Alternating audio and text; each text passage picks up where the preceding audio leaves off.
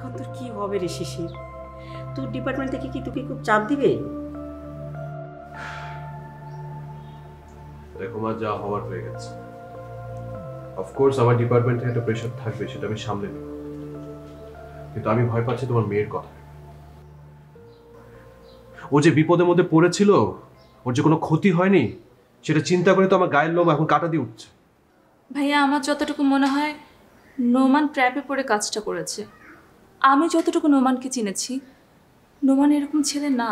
স্টুপিডের মতো কথা বলবি না। এত কিছুর পরেও তুই এখন ওর হয়ে সাফাই গেছিস? সাফাই কোথায় গেলাম মা? আমার যেটা মনে হচ্ছে আমি সেটাই বলেছি। মাহির, লিসেন টু মি। তোর সাথে যে ঘটনা ঘটেছে তারপর তুই কোনো কথা বলতে পারিস না, ঠিক আছে? নোমানের সাথে তোর ভালোবাসা তোকে অন্ধ করে দিয়েছে, তুই কিছুই বুঝতে পারছিস না। দেখ, ট্রাই টু আন্ডারস্ট্যান্ড কেন এই ঘটনা ঘটেছে, কারা ঘটিয়েছে। তোকে বুঝতে হবে তুই কার বোন। কে কোন উদ্দেশ্য নিয়ে আমাদেরকে টার্গেট করে আছে সেটা আমাদের ভাবনারও বাহিরে। ওদের নেটওয়ার্ক অনেক বড়। একদম একদম মা একদম ঠিক বলছে। যে কোনো সময় যে কোনো বিপদ আমাদের সংসারকে, আমাদের পরিবারকে ধ্বংস করে দিতে পারে। মাহির, এখানে আবেগের কোনো জায়গা নেই। Try to understand. শিশির, তুই মাহিরকে বলে দে ওই ছেলের সাথে ও যেন আর কোনো ধরনের যোগাযোগ না রাখে, বলে দে। যে ঘটনা ঘটেছে মা, এরপর যদি মাহি তার সাথে যোগাযোগ রাখে তাহলে আমাদের কোনো কিছু বলে। তোমরা নিশ্চিন্তে থাকো, আমার মনে নোমানের জন্য আর কোনো জায়গা নেই। ওকে ফাইন, তাহলে আজকের পর থেকে তুই যখন তখন ঘরের বাইরে যাবি, আর গেলে তুই মাকে নিয়ে যাবি। ভাইয়া, তুমি কি আমার ভার্সিটি অফ করে দিতে চাচ্ছ? আমি তোর কোনো কিছু অফ করতে বলছি, আমি শুধু এতটুকুই বলছি, আগামী কিছুদিন একটু সাবধানে থাকো।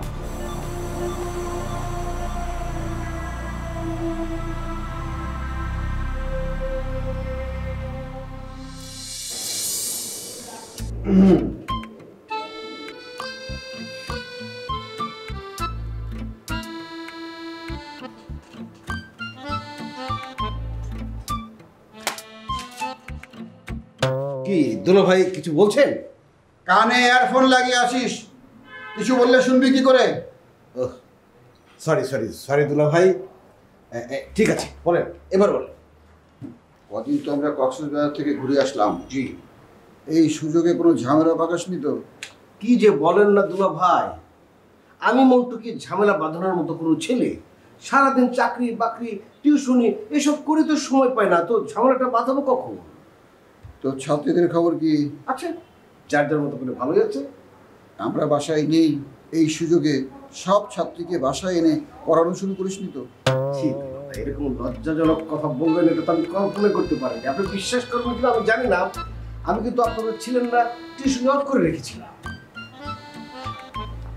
শোন মন্টু, আমরা দুজন শুধুমাত্র তোর বন্ধুলা হয় নাকি, আমরা কিন্তু গোয়েন্দার অফিসার।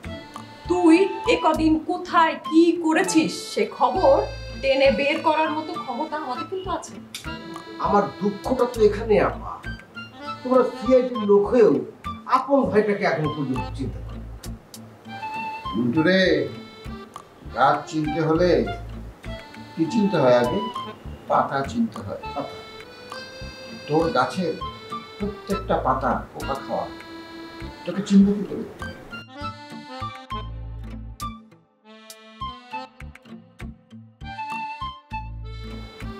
আচ্ছা ঠিক আছে দুলা ভাই, এসব বাদ দেন। এখন বলুন তো, আপনারা যে অভিযানে গিয়েছিলেন এটা ব্যর্থ হলো কেন? অনেক কারণ আছে, অনেক কারণ। সেগুলি জেনে তোর কোনো লাভ নেই। তোকে যেটা বলি সেটা শোন, সাবধানে চলাফেরা করবি। হঠাৎ এই কথা কেন বললেন দুলা ভাই? শুরুতে কি বলেছি? গাছের পাতা পোকা খেয়ে গিয়েছে, সাবধানে চলতে হবে। তাছাড়া ডালপালা পোকা খাবে, তারপর গাছের শিকড় পোকা খাবে, তারপর পুরো গাছ পোকা খাবে। সেজন্য কি বলে? এত কঠিন কথা বোঝার ক্ষমতা কি ওর আছে তাই তোমার মনে হয়? শোন, সহজ করে বলি, আমরা সিআইডি অফিসার, আমাদের একটা প্রেস্টিজ আছে। আমাদের ভাই যদি কোনো ন্যায় অন্যায় করে সেটা কিন্তু আমাদের জন্য লজ্জার। তুই কিন্তু আমার ভাই, এটা মাথায় রাখতে হবে। ভুল বললে ন্যায় অন্যায় না, বলো অন্যায় করে। ন্যায় করার কোনো সম্ভাবনা নেই। শুধু অন্যায় করে যাবে।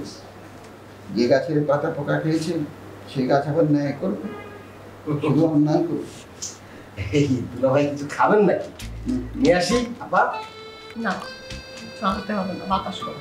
দেখেছ কত বেশি বোঝে, সত্যি ফাঁস হয়ে যাচ্ছে, তাই বাতাস করে সত্যি গোপন করার চেষ্টা করছে। এত সোজা না বাঁচা দাম। আচ্ছা